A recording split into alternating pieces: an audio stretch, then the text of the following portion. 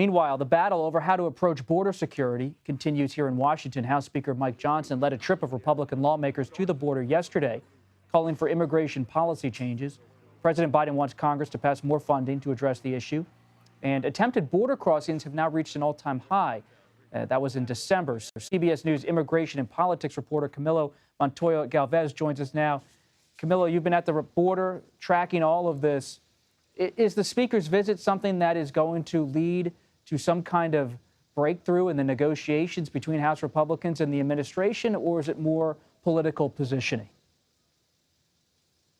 Well, look, Bob, U.S. border officials processed more than 300,000 migrants in December alone. That is an all-time high that really underscores the magnitude of the escalating crisis here along the U.S.-Mexico border. But back in Washington, D.C., as you know, the executive and legislative branches cannot seem to agree on how to address this incredibly vexing and pressing issue for the country in general. The House Speaker and other Republicans are saying that they will not approve any additional border funding unless that is accompanied, Bob, by far-reaching changes to the country's immigration laws. Meanwhile, the White House is saying that they need urgently funding to hire additional immigration judges, asylum officers, Border Patrol agents, and to expand deportation flights as well as legal immigration programs to divert migrants away from the U.S.-Mexico border. Republicans are demanding sweeping restrictions on asylum, as well as new powers to just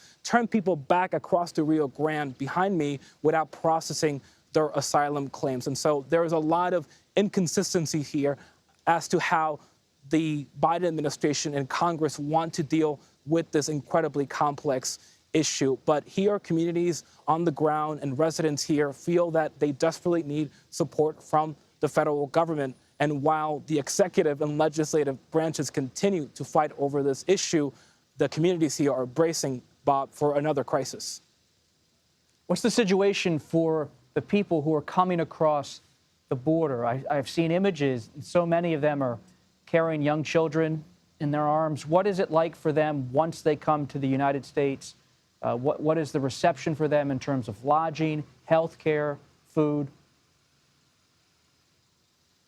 I mean, Bob, 100,000 of the 250,000 migrants who entered U.S. border custody in December were parents and children traveling together. Another 12,000 were unaccompanied minors. These are very vulnerable populations that pose unique challenges for the government and communities here because of the vulnerability of migrants and children, but also legal limits on detaining minors. And there's only one shelter here in Eagle Pass for these migrants, Bob, and they are completely oversaturated and overwhelmed. They told us that this is not a good system for the country, for the government, and also for the migrants because they end up in this years-long legal limbo, including migrants who may not have strong asylum claims, but, Bob, who are being released simply because of the fact that the U.S. cannot deport large numbers of people to countries like Venezuela, for example, because of the strained diplomatic relations with that country. And so this is an incredibly complex problem.